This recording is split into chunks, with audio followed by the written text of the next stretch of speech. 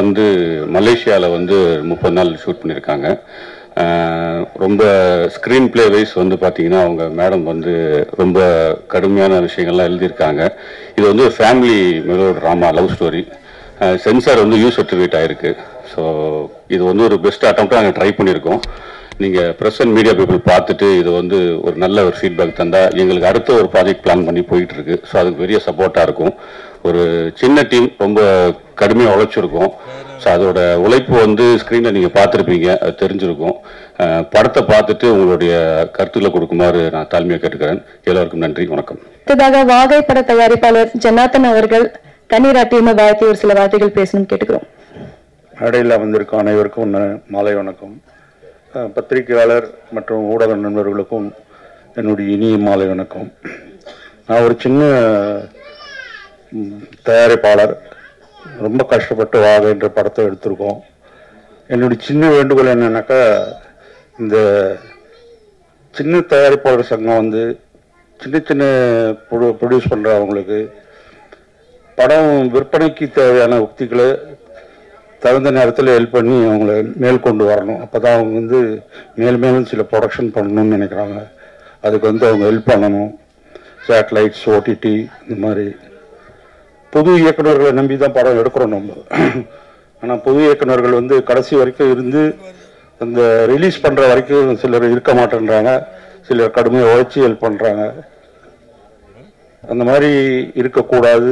மேலும் புதிய இயக்குநர்கள் வந்து இது வந்து மனசில் வச்சுட்டு எங்களை போல சின்ன சின்ன ப்ரொடியூசருக்கு தகுந்த நேரத்தில் உதவி பண்ணணும். நன்றி, வணக்கம். அப்புறம் மேடையில் உட்காந்துருக்கோம் தலைவர் ஜாம்பான், அவங்களுக்கு எல்லாத்துக்கும் வணக்கம் தான். ஆக்சுவலாக கண்டிப்பாக ட்ரெய்லர் பார்த்தோம், ட்ரெய்லர் நல்லா இருந்துச்சு. அது நம்ம சாங்ஸ் எல்லாம் பார்த்தோம், அது ரொம்ப நல்லா இருந்துச்சு. கண்டிப்பாக ஹரியுத்ராக்கு இந்த படம் வந்து கண்டிப்பாக லாபகரமாக வெற்றிகரமாக அமைய வாழ்த்துக்கள். ஆக்சுவலாக நான் கந்தக்கோட்டை ஈகோ 2 படம் பண்ணிட்டு அதுக்கப்புறம் 1% ஸ்டார்ட் பண்ணேன். வந்து ஸ்டார்ட் பண்ணி அதில் ஃபஸ்ட்டு படம் ஃபோர்ஸான ஒரு படம் பண்ணோம். அதுக்கப்புறம் ரிங்னு ஒரு படம் பண்ணியிருக்கேன், 2 படம் பண்ணியிருக்கேன். கண்டிப்பாக சின்ன படங்கள் வந்து சின்ன படங்களோ மீடியம் பட்ஜெட் படங்களோ இன்றைக்கி இருக்கிற நிலைமையில் பிஸ்னஸ் பண்ணுறது எடுக்கிறது சில பிஸ்னஸ் பண்ணுறது ரொம்ப டஃப்பான விஷயம் தான். கண்டிப்பாக எல்லாருக்கும் தெரியும். இருந்தாலும் நான் கொஞ்சம் குவாலிட்டியாக பண்ணிட்டு இருக்கனால கண்டிப்பாக நான் அடுத்த படங்கள் பிஸ்னஸ் பண்ணிகிட்டு இருக்கேன், நல்லபடியாக போயிட்டுருக்கு. அதனால் கண்டிப்பாக அங்கே நல்ல குவாலிட்டியான படங்களும் ஒரு ஆர்டிஸ்ட் காம்பினேஷன் இருந்தால் கண்டிப்பாக பிஸ்னஸ் பண்ணுற வழிகள் நிறையா இருக்குது. அதுக்கு நிறைய பேர் சப்போர்ட்டும் பண்ணுறாங்க. அதனால் கண்டிப்பாக அந்த மாதிரி இந்த படமும் நல்ல படம் வெற்றி படமாக ஹரியுத்ராக்கு அமையிட்டோம். கதிரை வந்து எனக்கு ஒரு 2 இயர்ஸாக தெரியும். அப்போ அவர் சொல்லும்போது நான் இந்த மாதிரி ஒரு படம் ஒன்று பண்ணலான் இருக்கேன் அப்படின்னு சொல்லியிருந்தாரு. பட் ஆனால் அதுக்கப்புறம் அவர்கிட்ட வந்து எந்த விஷயமும் நான் எதிர்பார்க்கவே இல்லை. அதுக்கப்புறம் எனக்கு அவர் ரீசெண்டாக கால் பண்ணும்போது சொன்னது, சார் படம் முடிஞ்சிருச்சு, ரிலீஸ் பண்ணுறதுக்கு ரெடி ஆகிட்டோம் அப்படின்னு மட்டும்தான் சொல்லியிருந்தாரு. ஸோ அந்த ஒரு விஷயமே எனக்கு வந்து அவர்கிட்ட பிடிச்சது என்னன்னா, ஃபர்ஸ்ட் வந்து என்கிட்ட கதை சொல்லும்போதும் சரி, இந்த விஷயத்தை இப்படி பண்ணலாம் அப்படின்ற ஒரு ஐடியா சொல்லும்போதும் நான் அவர்கிட்ட நிறைய விஷயங்கள் சொன்னேன். எப்படி பண்ணுவீங்க, ஏன்னா நாங்கள் இங்கே இருக்கும்போதே சில விஷயங்கள் நிறைய கஷ்டப்படுறோம், நிறைய விஷயங்கள் பண்ணி அதை கொண்டு வந்து ரிலீஸ் ஸ்டேஜ் கொண்டு வரது ரொம்ப கஷ்டமாக இருக்குது அப்படின்ற மாதிரி சொல்லியிருந்தோம். பட் அவர் என்ன சொன்னார்னா, இல்லை சார் எனக்கு நம்பிக்கை இருக்க, கண்டிப்பாக நான் பண்ணிவிடுவேன் அப்படின்ற ஒரு விஷயம் சொல்லியிருந்தார். அண்ட் அவர் சொன்னதை இன்னைக்கு வந்து பார்க்கும்போது நல்லாவே தெரியுது அவர் எதை சொல்லியிருந்தாரோ அதை கொண்டு வந்திருக்காரு அப்படின்ட்டு. ஸோ வெல்டன் கதிர். ஸோ இந்த படம் வெற்றி பெற என்னோட வாழ்த்துக்கள். தேங்க்யூ. ரொம்ப மகிழ்ச்சியா இருக்கு இந்த தருணம். ஏன்னா ரொம்ப எமோஷனலான ஒரு மூமெண்ட் ஆக்சுவலி. ஏன்னா எங்க மாதிரி ஃபாரின் ஃபிலிம் மேக்கர்ஸ்க்கு இங்க தமிழ்நாட்டில் வந்து படம் ரிலீஸ் பண்றது அது மிகப்பெரிய கனவு, மிகப்பெரிய ஒரு லட்சியம். அது இன்னைக்கு நினைவாகுதுன்னா அதுக்கு முக்கிய காரணம் mister Hariyuthra sir and Bala sir. Thank you for welcoming us into Indian cinema. நீங்கள் எல்லாமே கண்டிப்பாக இது சாத்தியம் இல்லை. And thank you to Kaneera team. நாங்கள் பாதி பேர் தான் வந்திருக்கோம், மீதி பேர் ஸ்டில் இன் மலேசியா, வர முடியல. வந்தவங்களுக்கும் வராதவங்களுக்கும் என்னுடைய வாழ்த்துக்கள் அண்ட் நன்றிகள். And thank you to the director and co producer Kathiravan எனக்கு இந்த வாய்ப்பு கொடுத்ததுக்கு. அண்ட் நான் எழுதின கதையை நம்பி அது ஒரு அழகான படமாக்கி இப்போ தமிழ்நாடு வரைக்கும் கொண்டு வந்து சேர்த்துருக்காங்க. அது ரொம்ப பெரிய விஷயம். கங்க்ராச்சுலேஷன்ஸ். அண்ட் இன்னொரு முக்கியமான ஒரு ஆளுக்கு நான் நன்றி சொல்லணும். அது என்னோட பொண்ணு ஆதிரா. ஏன்னா நாங்கள் கல்யாணம் பண்ணி ஒரு ஃபியூ இயர்ஸ்க்கு கழிச்சு தான் அவள் பிறந்தா. ஸோ மீன்வேல் மைண்டை டைவெர்ட் பண்ணலான்னு சொல்லி தான் கதை எழுத ஆரம்பித்தேன். This is my first script Kaneera. So கதை எழுதி படம் போயிட்டுருக்கிறப்போ ஐ காட் ப்ரெக்னென்ட், கன்சீவ் ஆகிட்டேன். அப்போ நான் கோ டைரக்ஷன் பண்ணிட்டு இருந்தேன். ஸோ அப்போ கதிர் சொன்னாங்க, நீ வீட்டில் இருந்து ரெஸ்ட் பண்ணுங்க, ஏன்னா ஷூட் செட்டு டயரிங்காக இருக்கும், கஷ்டமாக இருக்கும் அப்படின்னு சொன்னாங்க. அப்போ நான் சொன்னேன், நீங்கள் தனியாக போய் ஷூட் பண்ணுறது கஷ்டம் இல்லை அப்படின்னா, நான் இப்போ 2 பேராக இருக்கேன். ஸோ எனக்கு ஆக்சுவலி எக்ஸ்ட்ராவாக ஒரு எனர்ஜி இருக்குது, எக்ஸ்ட்ராவாக ஒரு சக்தி இருக்குது. So how can I be weaker than any time before அப்படின்னு சொல்லிட்டு then we somehow continued the shoot. So I would like to thank my daughter for being the strength and giving me the endurance to complete the shoot. And அவங்க எனக்கு வரல, மலேசியாவில் இருக்காங்க. So I would like to dedicate this very special moment to her. And இந்த படம் வெற்றி அடையணும் அப்படின்னு நான் கடவுளை வேண்டிக்கிறேன். And thank you universe for making this happen. Thank you very much. அடுத்ததாக ரோபோ சங்கர் அவர்களை ஒரு சில வார்த்தைகளுக்காக அழைக்கிறோம். பத்திரிகை ஊடக நண்பர்களுக்கு வணக்கம். அனைவருக்கும் இனிய புத்தாண்டு பொங்கல் நல்வாழ்த்துக்கள். ஏன்னா புத்தாண்டுக்கு அப்புறம் உங்களை பார்க்கக்கூடிய முதல் சந்திப்பு, ரொம்ப ரொம்ப சந்தோஷம். கண்ணீரா திரைப்படத்தின் குழுவுக்கு என்னுடைய மனமார்ந்த நன்றிகள். முதல்ல நாங்கள் சிஸ்டர் பேசும்போது பாவம் அவங்க வீட்டுக்காரர் தான் டைரக்டர், அவர் தான் ப்ரொடியூசர், அவர் தான் ஹீரோ. பாவம் யாரோ ஒருத்தர் மாதிரி அவ்வளோ அழகா பேசினாங்க. மைண்டை வேற டைவெர்ட் பண்ணுறதா சொன்னீங்க இல்லையா? நீங்கள் மைண்டை டைவெர்ட் பண்ணாமல் இருந்தீங்கன்னா இன்னொரு தங்கச்சி பாப்பா, இன்னொரு தம்பி பாப்பா அப்படி ஒன்று ப்ரொடியூஸ் ஆகிருக்கும். பட் அதை தாண்டி இந்த படத்தை ப்ரொடியூஸ் பண்ணிட்டு நீங்கள் அடுத்து நீங்கள் அந்த ப்ரொடியூசர் அந்த ப்ரொடக்ஷன்லேயும் போயிடலாம். இவர் நான் உள்ள நுழைஞ்சோன்னு பார்த்து ஏதோ ஒரு ஐடி கம்பெனியில் ஆளாகிற மாதிரியே இருந்தார் ஹீரோ. நான் சரி ஓகே ஏதோ ஹீரோவுடைய நண்பராக இருப்பாரோ அப்படின்னு நினச்சேன். அதுக்கப்புறம் தான் தெரிஞ்சது அவர் தான் டைரக்டர் ப்ரொடியூசர்னு. ஆனால் ஃபர்ஸ்ட் ஆடியோ லான்ச்லேயே பாருங்க, படத்தை முடிச்சு அதுக்கப்புறம் செகண்ட் பார்ட்டையும் முடிச்சு அதுக்கான ஆடியோ லான்ச்சு சீக்கிரம் வந்து ரெடி பண்ணிட்டாரு. இன்னும் சொல்ல முடியாது, 3வது பார்ட்டு கூட அவங்க பையன் வச்சு கூட முடிச்சிருப்பாருன்னு நினைக்கிறேன் எனக்கு தெரிஞ்சு. அதில் பெரிய நன்றி என்ன சொல்லணும்னா, மலேசியாவில் முழுக்க படம் பண்ணி அதை சவுத் இந்தியாவில் வந்து ரிலீஸ் பண்ணுறாரு அப்படின்ற போது கண்டிப்பாக தென்னிந்திய நடிகர் சங்கம், தமிழ் திரையுலகம் உங்களை வருவேன்னு வரவேற்கிறது. அதுக்கு மிகப்பெரிய வரவேற்பும் வாழ்த்துக்களும் உங்களுக்கு. மலேசியா வந்து ரொம்ப அழகான ஊர். உண்மையிலே அந்த சினிமாட்டோகிராஃபி ரொம்ப அழகாக பண்ணியிருந்தாங்க. ஏன்னா மலேசியாவில் வந்து பினாங்கா இருக்கட்டும், லங்காவியா இருக்கட்டும், கேரளா இருக்கட்டும், நீங்கள் எங்கே போனாலுமே நம்ம ஊருக்கு போன மாதிரி தான் இருக்கும். அங்கே மலேசியாவுக்கு போன மாதிரி ஒரு ஃபாரினுக்கு போகிற மாதிரி ஃபீலே இருக்காது. எல்லாம் திருச்சி, தஞ்சாவூர், புதுக்கோட்டை எல்லாம் நம்ம மக்களே பார்க்கலாம். இதெல்லாம் எதுக்கு நான் சொல்கிறேன்னா, நான் மலேசியா போயிட்டு வந்தேன்றதுக்காக சொல்கிறேன். அதுக்கு நீங்கள் ஒரு கை தட்டுவீங்கன்னு நினச்சேன்.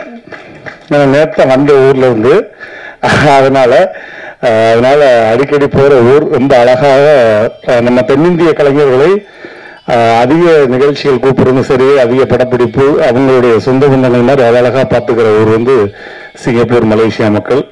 அதற்கு அவங்களுக்கு ஒரு மிகப்பெரிய நன்றி வாழ்த்துக்களும். இந்த படம் மிகப்பெரிய வெற்றியடைய மனமார்ந்த வாழ்த்துக்கள். நன்றி, தேங்க்யூ. புத்ரா அவர்கள் நம்முடைய சில வார்த்தைகள் பேசுவார்.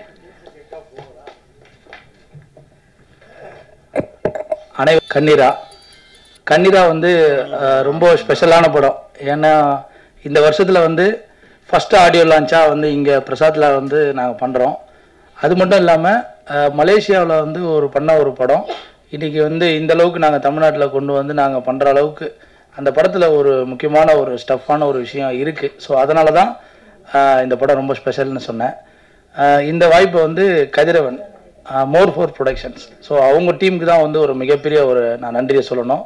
அதுக்கப்புறம் பாலகங்காதரன் சார், இந்த ப்ராஜெக்டை வந்து முதல்ல நாங்கள் போயிட்டு மலேசியாவில் படம் பார்க்கும்போது, ஸோ இந்த படம் என்னவா இருந்தது அப்படின்னா, கிட்டத்தட்ட இது எப்படி வந்து இந்த அளவுக்கு இன்றைக்கி தமிழ்நாட்டில் வந்து இது ஒரு படைப்பாக இங்கே மக்கள்கிட்ட கொண்டு போக முடியும் அப்படின்றத தெரியாத அளவுக்கு எங்களுக்கு ஒரு இதுவாக இருந்தது. அப்போ நாங்கள் நிறைய ஒர்க் பண்ணி நிறைய விஷயங்களை சேஞ்ச் பண்ணும்போது படம் வந்து மியூசிக்கலாக ரொம்ப ஒரு ஸ்பெஷலான படமாக இந்த படம் இருக்கும். ஏன்னா சமீப காலத்தில் வந்து சின்ன திரைப்படங்களில் வந்து பாடல்கள் வந்து யாருமே அதிகமாக விரும்பி கேட்கறதில்ல.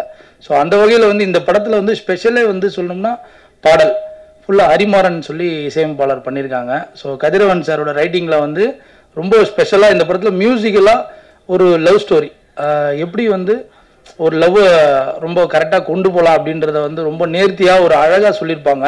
ஸோ சோஷியல் மெசேஜ் அப்படிலாம் எதுவுமே இல்லாமல் ரொம்ப ஒரு ஜாலியான ஒரு படமாகவும் ஒரு எமோஷ்னலாக ரொம்ப கனெக்டிவிட்டியாக இருக்கிற ஒரு படமாக இருக்கும். ஸோ நாங்கள் டிஸ்ட்ரிபியூஷனாக வந்து தொடர்ச்சியாக நிறைய சின்ன திரைப்படங்களை வந்து மக்கள் மத்தியில் கொண்டு போய் சேர்த்துட்டு இருக்கோம். ஸோ அந்த வகையில் வந்து இந்த கண்ணீராவும் எங்களுடைய ப்ரொடக்ஷனில் வந்து ரொம்ப ஒரு முக்கியமான படமாக தான் நாங்கள் பார்க்குறோம். ஸோ இன்னும் இந்த படத்தில் வந்து நிறைய சுவாரஸ்யமான விஷயங்கள் வந்து ரிலீஸ்க்கு முன்னாடி நிறைய அப்டேட்ஸ்லாம் இருக்குது. ஸோ இந்த படத்துக்கு எங்கள் கூட இருந்து இவ்வளோ வேலையும் இந்த அளவுக்கு கொண்டு வந்து செய்யக்கூடிய எல்லா சப்போர்ட்டும் கொடுத்த கண்ணீரா படக்குழு. ஸோ ஃபுல் அண்ட் ஃபுல் மலேசியாவில் தான் அந்த டீம் இருக்காங்க. ஸோ அவங்க எல்லாருக்கும் இந்த நேரத்தில் ஒரு மிகப்பெரிய ஒரு நன்றியை நான் தெரிவிச்சுக்கிறேன். எல்லாத்துக்கும் மேலே இன்றைக்கி ஒரு மால் ஆகட்டும் ஒரு நார்மல் சிங்கிள் ஸ்க்ரீனில் கூட இன்றைக்கி வந்து ஒரு ஷோ வாங்கி நம்ம ஒரு சின்ன திரைப்படங்களை கொண்டு போகிறது எவ்வளோ கஷ்டமாக இருக்குன்னு சொல்லி எல்லாருக்கும் தெரியும். அதையும் தாண்டி இப்படி ஒரு படைப்பை வந்து இன்றைக்கி திரையரங்களை கொண்டு வர்றதுக்கு ரொம்ப சப்போர்ட்டாக இருக்கிற நம்ம மோர் ஃபோர் ப்ரொடக்ஷன்ஸில் கதிரவன் சார். ஸோ என்னென்னா நம்ம தமிழ்நாட்டில் இருக்கிறவங்களே இன்றைக்கி வந்து இந்த அளவுக்கு ஒரு படைப்பை வந்து கொண்டு போய் சேர்க்கறதுல எந்த அளவுக்கு நம்ம கூட சப்போர்ட்டாக இருப்பாங்கன்னு தெரில. ஸோ மலேசியாவில் வந்து எதுவுமே தெரியாது, பிளாங்காக முதல்ல நான் இந்த படம் வந்து ஃபுல் அண்ட் ஃபுல்லாக நான் எடுத்து நான் பண்ணுறேன் அப்படின்னு சொல்லி நான் கம்ப்ளீட்டாக சேஞ்ச் பண்ணும்போது ஒரு இடத்துல கூட வந்து அவர் டைரக்டர் இந்த படத்தில் ஃபுல் அண்ட் ஃபுல் ரைட்டிங்கும் அவங்க மேடமும் அவங்கள தான் பார்த்தாங்க. இருந்தாலும் வந்து எந்த விதமான நம்ம சஜஷன் சொன்னாலும் அதை அக்செப்ட் பண்ணாங்க. அந்த அக்செப்ட் தான் வந்து இது ஒரு மிகப்பெரிய சக்ஸஸ். ஸோ இது வந்து மலேசியாவில் வந்து அவங்க ஒரு ஃபெஸ்டிவலாக மலேசியாவில் மட்டும் ரிலீஸ் பண்ணியிருந்தாங்க. ஸோ அங்கே ரிலீஸ் பண்ணதில் இந்த படத்துக்கு நிறைய ரிவ்யூஸ்லாம் நல்ல ஒரு ரேட்டிங்ஸோடு எங்களுக்கு கிடைச்சிது. ஸோ இப்போ இது தமிழ்நாட்டிலையும் அதே ஒரு வெற்றியும் அதே ஒரு ரிவ்யூஸ் அண்ட் ரேட்டிங்ஸும் கிடைக்கும்னு சொல்லிட்டு நாங்கள் நம்புகிறோம். மீதி இன்னும் ப்ரெஷ் ஷோ அதெல்லாம் இருக்குது. ஸோ எல்லாம் பார்த்துட்டு பத்திரிகையாளர்கள் நீங்கள் தொடர்ச்சியாக எங்களுடைய உத்தரா ப்ரொடக்ஷன்ஸ் படம் நிறைய படங்களை சப்போர்ட் பண்ணி இந்த அளவுக்கு வந்து நாங்கள் வளர்ந்து வரதுக்கு ஒரு உதவியாக இருக்கீங்க. ஸோ நீங்கள் எல்லோரும் இந்த படத்தை பார்த்துட்டு நியாயமான விமர்சனத்தை கொடுத்து படம் அடுத்த கட்டத்துக்கு கொண்டு போகிறதுக்கான எல்லா உதவிகளும் செய்யணும்னு சொல்லி கேட்டுக்கிறோம். நன்றி. Thank you sir. சார் அடுத்ததாக கண்ணீரா படத்தை இயக்கி அதில் கதாநாயகன் எடுத்திருக்கும் கதிரவன் அவர்களை ஒரு சில வார்த்தைகளுக்காக அழைக்கிறோம். ரொம்ப ஒரு இமோஷனலான ஒரு தருணம் எனக்கு. ஏன்னா இந்த சினிமா துறையில் நிறைய ஜாம்பவார்கள் இங்கே என் முன்னுக்கு உட்காந்துட்டு இருக்கும் போது அவங்க மத்தியில் நானும் உட்காந்துருக்கேன் அப்படின்னு நினைக்கும் போது ரொம்ப பெருமையாக இருக்குது. அடுத்து இங்கே வந்திருக்கிற அனைத்து பத்திரிகை ஊடக நண்பர்கள் எல்லாருக்குமே என்னுடைய ரொம்ப முதற்கண் வணக்கம். பிகாஸ் மக்கள்கிட்ட கொண்டு போய் சேர்க்குற ஒரு பாலமாக தான் நீங்கள் எங்களுக்கு இருக்கீங்க. ஸோ நீங்கள் அதை கரெக்டாக பண்ணும்போது நிச்சயமாக இந்த படத்துக்கு மக்களோட ஆதரவு கிடைக்கும் அப்படின்னு நான் பெரிதும் எதிர்பார்க்குறேன்.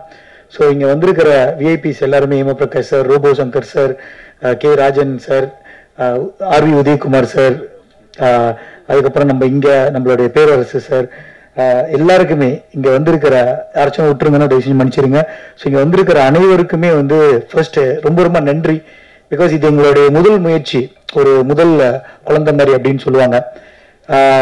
ஏன்னா நான் சொன்ன சார்கிட்ட சொன்னேன், நம்ம என் கூட சேர்ந்து தயாரித்த உத்ரா ப்ரொடக்ஷனை சார்ந்த ஆர் உதயகுமார், ஹரி உத்ரா. ஸோ அவர்கிட்ட சொன்னேன், சார் எப்படி நான் கொஞ்சம் நர்வஸாக இருக்கு, கொஞ்சம் சீக்கிரமா முடிச்சிருவா ஸ்பீச் அப்படின்னு சொன்னேன். இப்போ பாலா சாரும் அவங்களும் சொன்னாங்க, சார் கொஞ்சம் பேசுங்க, நீங்க இயக்குனர் ஹீரோஸ் கொஞ்சம் பேசுங்க அப்படி சொன்னாங்க. ஸோ அதனால முடிஞ்ச அளவுக்கு என்ன கவர் பண்ண முடியும் அப்படின்னு நான் பார்க்குறேன். அதாவது ஒரு பழமொழி இருக்கு, அதாவது திரைக்கடல் ஓடியும் திரவியும் தேடு அப்படின்ட்டுன்னு. ஸோ எங்களுக்கு வந்து பார்த்தீங்கன்னா நாங்கள் கடல் கடந்து இவ்வளோ பெரிய கடல் மாதிரி இருக்கிற ஒரு திரைத்துறைக்கு எங்களுடைய படமும் ஒரு சின்ன ஒரு கருவியா இருக்கணும், பங்கு அளிக்கணும் அப்படின்னு சொல்லிட்டு தான் நாங்க கடலை தாண்டி இங்க வந்திருக்கோம். திரவியம் தேடுறது, திரவியம் வந்து பணம் மட்டும் கிடையாது, மக்களுடைய அன்பு ஆதரவு, அந்த சினிமா துறையில எங்களுக்கும் ஒரு அங்கீகாரம் வேணும் அப்படின்றதுக்காக தான் வந்திருக்கோம். ஸோ இந்த படம் வந்து எனக்கு ரொம்ப இமோஷனலான ஒரு படம் அப்படின்னு சொன்னா, இந்த ப்ரொடக்ஷனை நான் தான் முதல்ல ஸ்டார்ட் பண்ணேன். சார் அறிவுத்ரா அவர் வர்றதுக்கு முன்னாடி இந்த படம் வந்து ஆல்ரெடி கொஞ்சம் தொடங்கிட்டோம். ஸோ அது ஏன் எனக்கு ரொம்ப இமோஷனல்னா, அவங்க என்னுடைய ஒய்ஃப் கௌசல்யா வந்து அஃப்கோர்ஸ் இப்போ இருக்கிற காலகட்டத்தில் உங்களுக்கு தெரியும், கல்யாணத்துக்கு அப்புறம் வந்து குழந்தைகள் இல்லைன்னா கொஞ்சம் இந்த சொசைட்டியில் ஒரு சின்ன ப்ரெஷர் இருக்கும், அது அறிந்து அறியாமலேயும் நம்மள தாக்கும். ஸோ அப்போ ஒரு சின்ன கேப் விழுகும்போது அப்போ நான் சொன்னேன், லைக் நம்மளுக்கு கொஞ்சம் ஒரு சின்ன ஒரு டைவர்ட் பண்றதுக்கு அவங்க வந்து என்கிட்ட சொன்னாங்க, நம்ம ஏன் நான் ஒரு கதை எழுதுறேன், ஒரு படம் பண்ணலாமே அப்படின்னு சொன்னாங்க. நான் சொன்னேன், சரி இதுல இருந்து வெளியாகிறதுக்கு உனக்கு ஒரு தேவைப்பட்டுச்சுன்னா நீ செய்யுமா, பிரச்சனை இல்லை, நீ கதை எழுது, நம்ம பார்ப்போம் அப்படி படமா கன்வெர்ட் பண்றதுக்கு அப்படின்னு சொல்லி ஒரு 2 மாசத்துலயே அவங்க ப்ரிப்பேர் பண்ணி கொண்டு வந்துட்டாங்க ஸ்கிரிப்டை. கேட்கும்போது ரொம்ப ரொம்ப பிடிச்சிருந்துச்சு, எனக்கு ரொம்ப ரிலேட்டபிளான ஒரு கதையா இருந்துச்சு. ஸோ அப்போ நான் சொன்னேன், சரி நம்ம ப்ரொடக்ஷன் ஸ்டார்ட் பண்ணலாம், இதை நம்ம படமா பண்ணலாம், பட் எனக்கு கொஞ்சம் கெப்பாசிட்டி வேணும் அப்படின்ற மாதிரி பண்ண ஆரம்பிக்கும் போது தான் அப்ப அந்த டைம்ல படம் ஸ்டார்ட் பண்ணிட்டு இருக்கோம். அப்போ இன்னும் நம்ம சார் இன்னும் வரல உள்ளுக்கு பிக்சர்ல பண்ணிட்டு இருக்கும் போது அப்போ அவங்க திடீர்னு ஒரு நாள் வந்து எனக்கு சொல்றாங்க, இந்த மாதிரி ஒரு சர்ப்ரைஸ் இருக்கு, அப்படி வீட்டுக்கு போனோன்னு சொன்னாங்க, டெஸ்ட் பண்ண பாசிட்டிவ், குழந்தை வரப்போறாங்க அப்படின்னு சொன்னோன்னே அவங்க என்ன சொன்னாங்கன்னா 2வது குழந்தை வரப்போறாங்க அப்படின்ட்டுன்னு. இப்போ நான் கொஞ்ச நேரத்துல யோசிக்க ஆரம்பிச்சிட்டேன், என்னது 2வது குழந்தையா அப்படின்ட்டுன்னு. அப்ப அதுக்கு அவங்க சொன்னாங்க, எனக்குள்ள வந்து 2 கரு இருக்கு, ஒண்ணு இந்த குழந்தை, இதுக்கு முன்னுக்கு வந்த அந்த கண்ணீரா கதை அந்த கரு. ஸோ எப்போதுமே எனக்கு வந்து கண்ணீரா தான் முதல் குழந்தை அப்படின்ற மாதிரி சொல்லும் போது ரொம்ப இமோஷனலா நான் ஆயிட்டேன். சரி இந்த படத்துல ஒரு பெரிய கனெக்ஷன் நடக்கும், இதை கண்டிப்பா எடுத்து செய்வோம், அவங்களுக்காக செய்வோம் அப்படின்னு சொல்லிட்டு என்ன ஒண்ணு நான் சொன்னேன், நீங்க கதை எழுதிட்டீங்க, நீங்களே பண்ணுங்க, நீங்களே வந்து இந்த படத்தை டைரக்ட் பண்ணுங்க அப்படின்னு தான் சொன்னேன். பட் ஆஃப்கோர்ஸ் அந்த பிரெக்னன்சி டைம்ல வந்து கொஞ்சம் முன்ன பின்ன இருக்கும் ஹெல்த் அப்படின்ட்டுன்னு. ஸோ அந்த டைம்ல வந்து அவங்க சொன்னாங்க, இல்லை எனக்கு தெரியல சுச்சுவேஷன், நீங்க டைரக்ட் பண்ணுங்க, நான் இணை இயக்குனராக இருக்கேன் அப்படின்னு சொன்னாங்க. சரி அவங்க சுச்சுவேஷன் புரிஞ்சுட்டு நான் படத்தை டைரக்ட் பண்ண ஆரம்பிச்சேன், படத்துல டிராவல் பண்ண ஆரம்பிச்சோம். ஸோ படம் ஷேப் அப் பண்ணிட்டு இருக்கும்போது அஃப்கோர்ஸ் இது வந்து கொஞ்சம் பெரிய ஸ்கேல்ல போன மலேசியால பண்ணிட்டு இருக்கும்போது அப்பதான் வந்து எனக்கு நம்ம பாலா பிரதரும் ஹரிவுத்ரா சாரும் பழக்கம். ஸோ அவங்க கிட்ட இதை பத்தி பேசும்போது, இந்த படத்தை அடுத்து எப்படி கொண்டு போகலான்னு பேசும்போது ஒரு கனெக்ஷன் தான், கடவுள் கொடுத்த ஒரு வரம் தான். அவங்க உள்ளுக்கு வந்து இந்த ப்ரொடக்ஷனை என்னோட சேர்ந்து பயணிச்சு இந்த படத்தை இப்ப முடிச்சு, இப்ப என்னோட ஒய்ஃப் அப்புறம் நல்ல நண்பர்கள் 2 பேரு, ஒரு 2 கண்கள் மாதிரி எனக்கு. ஏன்னா இவங்க எல்லாமே டெஃபினெட்லி தமிழ்நாட்டுல இந்த படம் உங்க முன்னுக்கு இன்னும் கொஞ்ச நாள்ல தியேட்டர்ல ரிலீஸ் ஆக போகுது, அது சாத்தியமே இல்லை, எல்லாமே இவங்களுடைய பேரன்பு தான் அப்படின்னு நான் சொல்லுவேன். ஸோ இதை தாண்டி இந்த படத்தை சக்சஸ்ஃபுல்லா முடிச்சுட்டு சில ஃபெஸ்டிவல்ஸ்ல வந்து நம்ம ரிலீஸ் பண்ணிட்டு இருந்தோம் மலேசியால. பிகாஸ் என்னன்னா டைரக்டா ஆடியன்ஸ்ட போயிட்டு நம்ம ரிவ்யூஸ் எப்படி எடுக்கலாம் அப்படின்ற ஒரு அடிப்படையில பண்ணும்போது அப்ப எங்களுக்கு கிடைச்ச ஒரு நிறைய ரிவ்யூஸ் பாசிட்டிவா கிடைச்சிச்சு. ஸோ அதுல ஒரு முக்கியமான ஒரு ரிவ்யூ வந்து நான் உங்ககிட்ட பகிர்ந்துக்கு ஆசைப்படுறேன். என்னன்னா ஒரு அங்கிள் எனக்கு கால் பண்ணிட்டு சொன்னாரு, ஐயா உங்க படம் பார்த்தேன், எனக்கு ரொம்ப பிடிச்சிருந்துச்சு, நான் அங்க கேட்டு நம்பர் வாங்கி உங்களுக்கு கால் பண்றேன், உங்ககிட்ட கொஞ்சம் நேரம் பேசலாமா அப்படின்னாரு. சொன்னேன், சரி அங்கிள் சொல்லுங்க அங்கிள், ரொம்ப சந்தோஷம், படத்தை பார்த்து உங்களுக்கு பிடிச்சிருக்குன்னு சொல்லியிருக்கீங்க. இல்லையா இந்த படத்தை பார்த்துட்டு என் மனசுல தோணுனதை நான் உங்ககிட்ட சொல்றேன் அப்படின்னாரு. சொல்லுங்க அங்கிள் அப்படின்னு. ஒரு 30 வருஷத்துக்கு முன்னாடி இந்த படத்தை நான் பார்த்திருந்தேன்னா கண்டிப்பா என் லைஃபை கொஞ்சம் நான் மாத்திருப்பேன், என்னுடைய கல்யாண வாழ்க்கையில ஏதாவது ஒரு சேஞ்ச் நான் பண்ணியிருந்திருப்பேன் அப்படின்னு சொன்னாரு. எனக்கு அப்ப கொஞ்சம் ஆச்சரியம், என்ன சொல்றாரு அங்கிள் அப்படின்னு கொஞ்சம் குழப்பமா தான் இருந்துச்சு. ஏன்னா நம்ம அந்த அளவுக்கு யோசிக்கல, பட் அவங்களோட ரிவ்யூ அப்படி வரும்போது அப்புறம் அவர் சொன்னாரு, உங்க படத்துல வந்து ஒரு விஷயத்த நீங்க ரொம்ப தெளிவா சொல்லியிருக்கீங்க அப்படின்ட்டுன்னு. என்ன அங்கிள் அப்படின்னு கேட்டேன். விட்டு கொடுத்து ஜெயிக்கிறது அப்படின்னு சொன்னாரு. நான் சொன்னேன், விட்டு கொடுத்து ஜெயிக்கிறது எப்படி சொல்ல வரீங்க அங்கிள் அப்படின்னு. அவர் இங்கிலீஷ்ல சொன்னாரு, காம்ப்ரமைஸ் அண்ட் வின். நீங்க வந்து காம்ப்ரமைஸ் பண்ணி ஒரு விஷயத்தை ஜெயிக்கலாம் அப்படின்னு சொன்னது வந்து உங்க படத்துல நான் ஒரு மெசேஜா நான் பார்க்கல, பட் அதுல இருந்து நான் அதை அப்படிதான் எடுத்துக்கிட்டேன் அப்படின்னு சொன்னாரு. நான் கேட்டேன், ஏன் அப்படி சொல்றீங்க அங்கிள் அப்படின்னு கேட்டேன். அப்ப அவர் சொன்னாரு, இப்ப நம்ம 2 குழந்தை இருக்கு, அந்த குழந்தைகிட்ட வந்து நீங்க போயிட்டு சாக்லேட் கொடுக்குறீங்க, ஒரு சாக்லேட் தான் இருக்கு, அப்பா வந்து கொடுக்கும்போது அப்ப 2 பேரும் ஃபைட் பண்றாங்க. ஃபைட் பண்ணிட்டு இருக்கும்போது எனக்கு வேணும் உனக்கு வேணும் அந்த சாக்லேட்டை வந்து அந்த பையனுங்க 2 பேரும் சண்டை போடும்போது அப்பா சொல்றாரு, அரைச்ச ஒரு ஆள் சாப்பிட்டுருங்க அப்படின்னு. ஸோ அப்ப என்ன நடக்குது, அந்த அண்ணன் வந்து சரி தம்பிக்காக இந்த சாக்லேட் நான் கொடுக்குறேன், பரவாயில்லையா நீ சாப்பிடு, அண்ணனுக்கு வேணாம் நீயே சாப்பிடு அப்படின்னு சொல்லும் போது அந்த சாக்லேட் எடுத்துட்டு போய் அந்த தம்பி போயிட்டு கொஞ்ச நேரம் கழிச்சு திரும்ப வந்துட்டு, இல்லை நான் பரவாயில்லண்ணா இந்த சாக்லேட் நீங்களே சாப்பிடுங்க எனக்கு வேணான்னு சொல்லிட்டு கொடுத்துட்டு போயிட்டாரு. ஸோ அவர் ஏன் அப்படி அந்த விளக்கத்தை சொன்னாருன்னா, அவர் ஆக்சுவலி சண்டை போடல, அந்த பையன் வந்து சண்டை போடல, சாக்லேட்டை பிடுங்கல, அதுக்காக போய் ஃபைட் பண்ணல. அவர் கொடுத்ததுன்னா விட்டு கொடுக்குறாரு. ஒரு விஷயத்தை விட்டு கொடுக்கும் போது ஒரு விஷயம் நம்மளுக்கு திரும்ப கடவுள் கொடுப்பாருன்னு சொன்னார்ல, அந்த மாதிரி தான் தம்பி வந்து பரவாயில்ல நீயே சாப்பிடு. ஸோ எண்ட் ஆஃப் தி டே அந்த சாக்லேட் அவர் ஜெயிச்சிட்டாரு, சாக்லேட் அவர் சாப்பிட்டாரு. ஸோ அந்த கரு தான் இந்த படத்தில் எனக்கு ரொம்ப பிடிச்சிருக்கு அப்படின்னு சொன்னாரு. அதை கேட்டாலும் எனக்கு ரொம்ப நிகழ்ச்சி ஆயிருச்சு, ரொம்ப சந்தோஷமா ஆயிருச்சு. படத்தை இந்த ஒரு மெசேஜை வந்து ரொம்ப அழகா ஆடியன்ஸ் பார்க்குறாங்க அப்படின்ட்டுன்னு. ஸோ இந்த ஒரு விஷயம் வந்து கண்டிப்பா வந்து எல்லா மக்களுக்கும் ரொம்ப ரிலேட்டபிளா ரொம்ப கனெக்ட் பண்ணோம் அப்படின்னு நான் நம்புறேன் இந்த படத்துல. ஸோ அதுக்கான முயற்சியில தான் நம்ம ஈடுபட்டிருக்கோம். And at the same time எனக்கு வந்து ஒரு சின்ன உறுத்தல் இருந்துட்டே இருந்துச்சு. ஏன்னா ஃபர்ஸ்ட் படம் வந்து கண்டிப்பா அவங்க தான் பண்ணியிருக்கணும், என்னுடைய ஒய்ஃப் தான் பண்ணியிருக்கணும். பட் அந்த பிரெக்னன்சி பீரியட்ல அவங்க பட்ட கஷ்டம் எனக்கு தெரியும், அந்த வழியை எப்படி அவங்க வந்தாங்கன்னு. அதனாலதான் அந்த படத்தை நான் டேக் ஓவர் பண்ற ஒரு சூழ்நிலை இருந்துச்சு. நான் சொன்னேன் இல்லை இந்த படம் கண்டிப்பா நீ தான் பண்ணியிருக்கணும் அப்படின்னு சொல்லிட்டு இருக்கும்போது தான் அவங்க சொன்னாங்க, கண்ணீரா 2 வந்து ஒரு கதை நான் ரெடி பண்ணிட்டேன், நீங்க கேட்குறீங்களா அப்படின்ட்டுன்னு. அதை கேட்டோடனே வந்து எனக்கு ரொம்ப ஆர்வமாயிருச்சு, ரொம்ப சந்தோஷமாயி கேட்டேன் கதையை. ரொம்ப ஒரு பார்ட் 1க்கு ஒரு ஈக்குவலான ஒரு கதை எழுதியிருந்தாங்க. அப்ப நான் சொன்னேன், இந்த வாட்டி நீ தான் டைரக்ட் பண்ணணும், நீ தான் இந்த படத்தை செய்யணும், இது வந்து ஒரு கட்டளை மாதிரி அப்படின்னு நான் சொன்னேன். ஸோ அந்த டைம்ல தான் வந்து என்னன்னா தமிழ்நாட்டில் படம் ரிலீஸ் பண்ணணும் அப்படின்ற மாதிரி லாஸ்ட் இயர் மீட்டில் பேசிட்டு இருந்தோம், நான், பாலா சார், அப்புறம் அறிவுத்ரா சார். அப்ப அவங்க சொன்னது என்னன்னா, பிரதர் ஒரு சீக்வல் ரெடி பண்றது ரொம்ப நல்ல விஷயம். ஏன்னா ஒரு படம் ஒரு பார்ட் 1 வரும்போது பார்ட் 2 உடைய அந்த ஒரு கனெக்ஷன் ஏற்படும் போது அந்த ரிச் வந்து மக்கள்கிட்ட இன்னும் அதிகமா போய் சேர்றதுக்கான வாய்ப்புகள் இருக்கு. ஸோ நீங்க தைரியமா பண்ணுங்க அப்படின்னு சொல்லும் போது, இல்ல சார் நான் ஒரே டைம்ல இந்த 2 இது எப்படி பண்றது அப்படின்னு சொல்லும் போது எனக்கு பின்னாடி தட்டி கொடுத்து போய் பண்ணுங்க, இந்த படத்தை முடிங்க, தமிழ்நாட்டை பத்தி நீங்க கவலையப்படாதீங்க, நாங்க இருக்கோம், நாங்க தோல் கொடுப்பான் தோழன் அப்படின்னு சொல்லுவாங்கல்ல, அந்த மாதிரி அவங்க 2 பேரும் நின்று இந்த ஈவென்ட் இவ்வளவு சிறப்பா செஞ்சிருக்காங்க. இந்த 6 மாசமா அவங்க எந்த அளவுக்கு உழைப்பு போட்டிருக்காங்க அப்படின்றது எனக்கு தெரியும். ஸோ அந்த கேப்ல தான் நாங்க பார்ட் 2 வந்து செஞ்சு முடிச்சிட்டோம். அதுவும் இப்போ போஸ்ட் ப்ரொடக்ஷன் போயிட்டு இருக்கு. ஸோ இந்த வருஷம் கண்டிப்பா எங்ககிட்ட இருந்து மோஃபோ ப்ரொடக்ஷன், அறிவுத்ரா சாரோட உத்ரா ப்ரொடக்ஷன் 2 பேரும் இணைந்து 2 படம் கொடுப்போன்ற நம்பிக்கையோடு, வந்தாரை வாழ வைக்கும் தமிழ்நாடுன்னு சொல்லுவாங்க, அந்த மாதிரி எங்களையும் வாழ வைப்பீங்க அப்படின்னு சொல்லி ஊடக நண்பர், பத்திரிகை நண்பர் எல்லாருக்கும் ஒரு பெரிய வணக்கத்தை கொடுத்துட்டு என்னுடைய இந்த உரையை நான் முடிச்சுக்கிறேன். நன்றி, வணக்கம், தேங்க்யூ. நீரா அப்படிங்கிறது ஒரு பெண்ணோட பெயர். ஆமாம், அந்த நீராவை கண்ணுக்குள்ளே கதாநாயகன் வைத்திருக்கிறாரு, அதுதான் கண்ணீரா. நான் இப்போ சொல்ல கண்ணீரா அப்படிங்கும்போது நம்ம கண்ணில் வந்து நீரை சொல்கிறாங்க இருக்கு, அதான் டெய்லி பார்த்துட்டு இருக்குமே. அது ஒரு டைட்டில் கொஞ்சம் புதுசாக இருக்கு. இதில் வந்து நம்மளுக்கு வந்து முக்கியமான விஷயம் என்னன்னா, மனைவி கதை எழுதி கணவன் இயக்கியிருக்கிறாரு, அது புது விஷயம். கணவன் இயக்குறதுக்கு ஒத்துக்கிட்டது ஓகே, அவர் கதாநாயகன் நடிக்கிறதுக்கு ஒத்துக்கிட்டாங்க பாருங்க. நிறைய பேருக்கு பயப்படுவாங்க, சினிமா கூறதுக்கு பயப்படுவாங்க, அதில் இயக்குனர் அனுமதிக்கிறது வேற, கதாநாயகனை வேற அனுமதிச்சிருக்காங்க. இல்லை இங்கேயே இந்த சொன்னீங்களே விட்டு கொடுக்குறது, அது இங்கேயே ஆரம்பிச்சு உங்களுக்கு லைஃப்லயே இதுலேயே ஆரம்பிச்சு. என் கதையை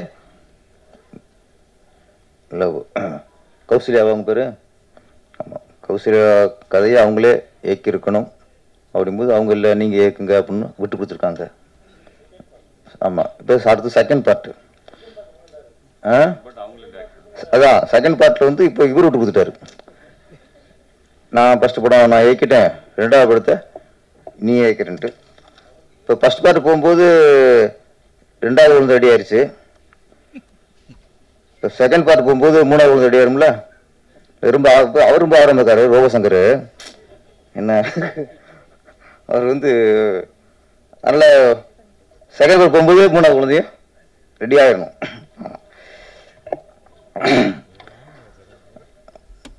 கண்ணீரா காதல் கதை நம்ம தமிழ் திரையுலகில் இப்போ வந்து காதல் கதை வர்றது ரொம்ப அபூர்வமாயிடுச்சு. இப்போ ரொம்ப அபூர்வமாயிடுச்சு, ரொம்ப அதிகமாக வர்றதே இல்லை இப்போலாம்.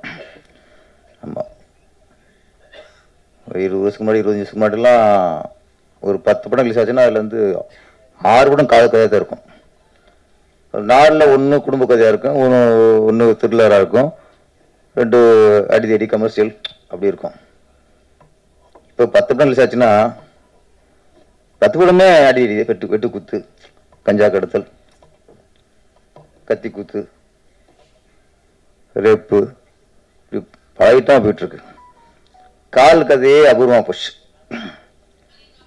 அந்த நேரத்தில் ஒரு காதல் கதை ஒரு படம் வருங்கும்போது அதுவே மனசுக்கு இப்போ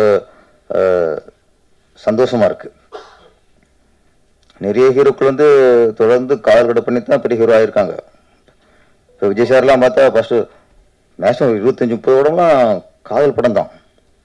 அதுக்கப்புறம் கமர்ஷியல் ஹீரோவாகி அப்புறம் இளைய தளபதி இங்கே தலைவர் ஆகிட்டார். அது மாதிரி அஜித் சாரும் அப்படித்தான். பிகினி அவரும் 20-25 படம் லவ் ஸ்டோரி தான். அதுக்கப்புறம் இப்போ வீரம், விசுவாசம், விடாமுயற்சின்ட்டு வேற ரேஞ்சில் போயிட்டு இருக்காரு. ஆனால் எம்ஜிஆருக்கும் சிவாஜிக்கும் எம்ஜிஆர் சாருக்குலாம் எவருக்குன்னு படமா அன்பேவா முழுக்க லவ் ஸ்டோரி.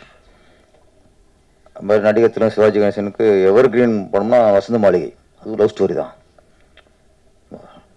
லவ் ஸ்டோரிலாம் பார்க்கும்போது அது ஒரு ஈர்ப்பு இருக்கும், மனசுக்கு சந்தோஷமா இருக்கும். நம்மளால முடியலைங்கும் போது ஒரு ஹீரோ ஒரு பொண்ணை கட் பண்ணி லவ் பண்ணிட்டான் ட்வீட் போறாங்க போது நமக்கு சந்தோஷமா இருக்கும். சரி ஓகே, நம்ம நினைக்கிறோம் முடியல, ஒருத்தன் நினைச்சிட்டு ட்வீட் போடுறான். ஆமா, இப்போ அதுக்கும் இல்லை. இப்போ நம்ம கஞ்சக்காரத்தை நினைக்கிறோம், கொலை பண்ண நினைக்கிறோமா? ஆனா இதைத்தான் பண்ணிக்கிட்டு இருக்காங்க இப்போ. அதில் இந்த நேரத்தில் லவ் ஸ்டோரி, கண்ணீரா லவ் ஸ்டோரிங்கிறது ரொம்ப ஆரோக்கியமான விஷயம். முழுக்க மலேசியாவிலேயே படப்பிடிப்பை நடத்தி, நல்ல வேலை ஆர்டர் விஷயம் இங்கே வச்சிங்களே, நீங்கள் அங்கேயே வச்சு அங்கேயே ரிலீஸ் பண்ணிக்கிறாம. ஒரு தமிழ் படம் மலேசியாவில் படமாக்கப்பட்டாலும் நம்ம இந்தியாவில் தமிழ்நாட்டில் ரிலீஸ் பண்ணணும்னு நினச்சி அதுக்கு உத்ரா ப்ரொடக்ஷன்ஸ் அதை ரிலீஸ் பண்ணுறாங்க.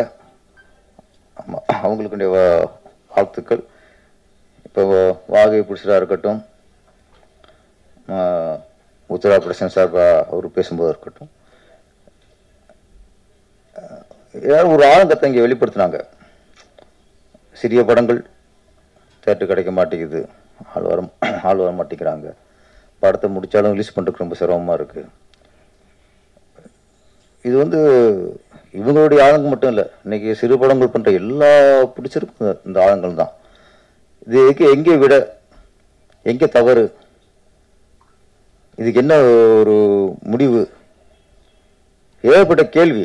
நம்ம யாரும் இங்கே குறை சொல்ல முடியல. ஏன்னா இப்போ தேட்டர் தர மாட்டேங்கிறாங்கன்னு தேட்டருக்கார குறை சொல்கிறோம்.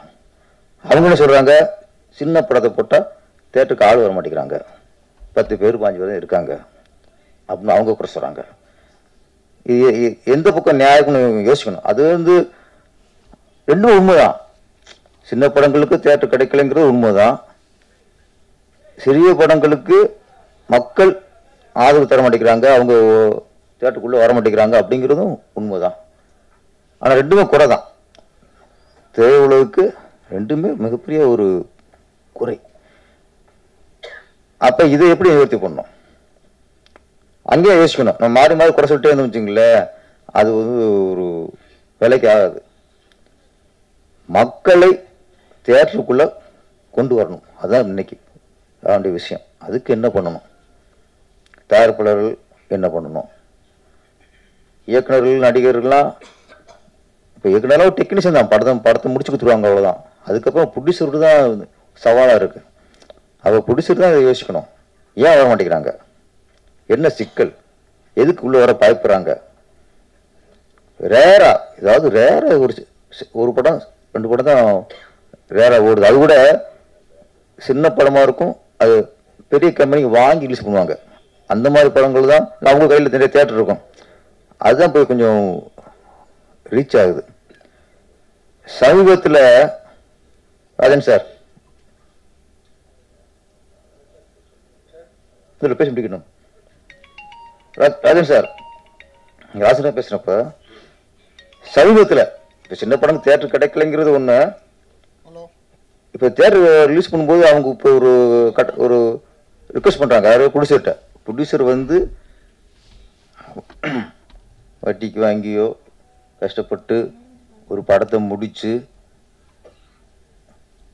தியேட்டருக்கு போனால் நீங்கள் ஃபஸ்ட்டு 2 நாள் நீங்கள் 50 டிக்கெட் எடுத்து ஆள் அனுப்புங்கிறாங்க. நம்மளும் படத்தை எடுத்து நடிகை சம்பளத்தை கொடுத்து டெக்னீஷியன் சம்பளத்தை கொடுத்து வட்டியை கட்டி படத்தை ரிலீஸ் பண்ணால் நீயே தியேட்டருக்கு ஆள் கொண்டு வான்னு சொன்னால் இங்கே தான் சினிமா எந்த அளவுக்கு ஆபத்தில் இருக்குன்னு யோசிக்கணும். பிடிச்சிக்குதா வேலை? அதுபடி 50 டிக்கெட் 50 ஆள் உள்ள அனுப்பணும். ஆமாம், என்ன வேலை கடைசி புதுசுக்கு என்ன வேலையை போச்சு? இப்போ அவனு டிக்கெட் கிளிக்கிற வேலையை போச்சு கடைசியா தேட்டரில் போய். இல்லை, பெரிய ஒரு ஆபத்தில் இருக்குது. இது நானும் பேசிட்டு, இப்போ உதயகுமார் சாரும் பேசி ராஜன் சாரும் பேசிட்டு, இது பேசிட்டே போகிற விஷயமே இல்லை. இதுக்கு தீர்வு வேணும். நடிகருடைய சம்பளத்தை குறைக்கணும், இயக்குனர் சம்பளத்தை குறைக்கணும், டெக்னீஷியன் சம்பளத்தை குறைக்கணும், ஷூட்டிங் செலவு குறைக்கணும். இது மட்டும் இல்லையே ப்ரொடியூசருடைய சூழ்நிலை. இது மட்டும் இல்லையே. நாங்கள் எல்லாம் குறைச்சிக்கிறோம், எல்லாம் பண்ணிக்கிறோம், செலவு குறைப்போம், எல்லாம் ஒத்துழைக்கணும். நாங்கள் ஒத்துழைக்கிறோம். ஓகே, ஒத்துக்கிட்ட எல்லாம் ஒத்துட்டாங்க எல்லாருமே. இது இல்லை பிரச்சனை. இப்போ ஷூட்டிங் செலவு குறைக்கிறது பிரச்சனை இல்லை, ரிலீஸ் பண்ணுறதும் பிரச்சனை. அதுதான் போராட்டம். நீ படம் பண்றது ஈஸி, பணம் இருந்தால் படம் பண்ணிடலாம். ரிலீஸ் பண்றதா இன்னைக்கு முடியல. தியேட்டர் எங்க இருக்கு? யார் கையில இருக்கு? யார் ஆக்கிரமிச்சிருக்கா? ஏன் கிடைக்க மாட்டேங்குது? இல்லை கிடைச்சா ஏன் கிடைச்சால் கூட்டம் ஏன் வர மாட்டேங்குது? அதான் இப்போ நான் கேட்ட கேள்வி. மக்கள் ஏன் வர மாட்டேங்கிறாங்க? ஒன்று, நம்ம நிறைய படங்கள் தரம் இல்லாமல் இது இல்லாமல் எடுத்து கொடுத்தாலும் பார்த்து பயந்துட்டாங்களா? அது ஒன்று இருக்குல்ல. 4 சின்ன படம் பார்த்து என்னடா போட்டு வச்சு கொண்டுட்டாங்களே அப்படின்னு சொல்லி அடுத்து இன்னும் சின்ன படம் வரும்போது பயப்படுறான். மக்களை பொறுத்த வரைக்கும் ஒன்றே ஒன்று தான் சார்.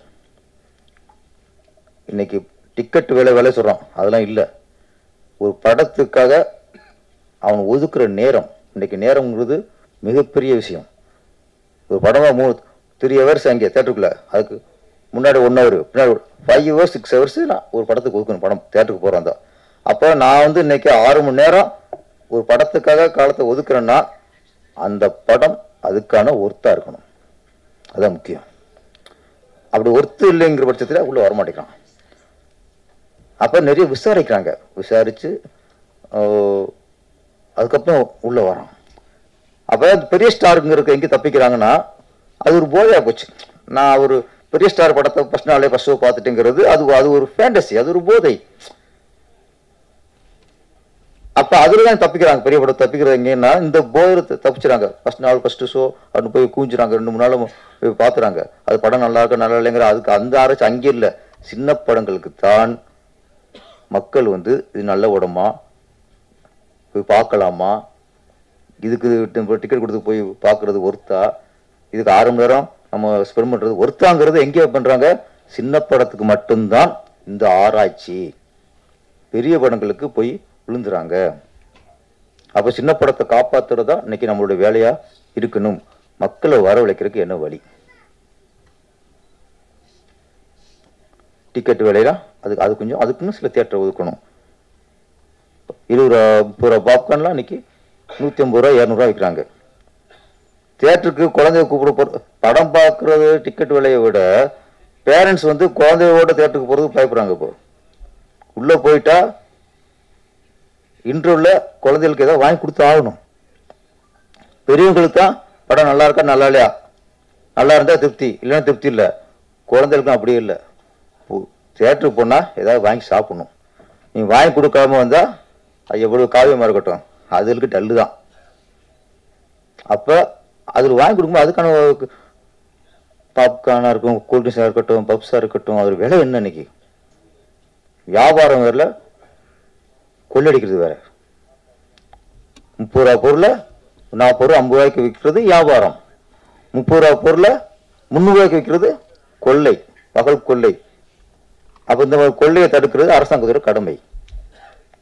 30 ரூபா பொருளை நீ தியேட்டருக்குள்ளே போனால் 300 ரூபா கொடுத்தினா நீ மக்கள் கொள்ளடிக்கிற. மக்கள் யாரும் நம்பியிருக்காங்க? மக்களை போய் கேண்டீனாக போய் அடிக்க முடியும்?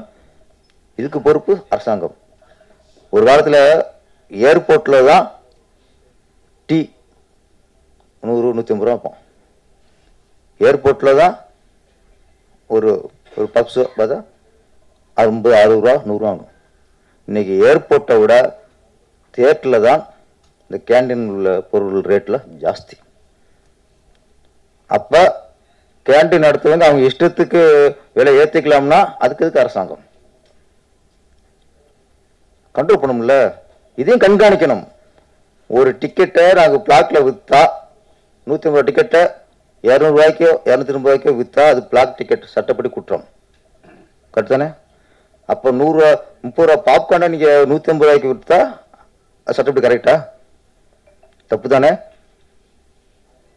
அப்போ ஒரு பொருளுக்கு என்ன நிர்ணயம்? அதுக்கு நீ வெளியில் ரோட்டுகளில் போட்டால் ஒரு 10 ரூபா லாபம் வை, ஒரு கொஞ்சம் ஏசி ரூம் வச்சா 20 ரூபா லாபம் வை, தேட்டரா மாலா ஒரு 30% வை,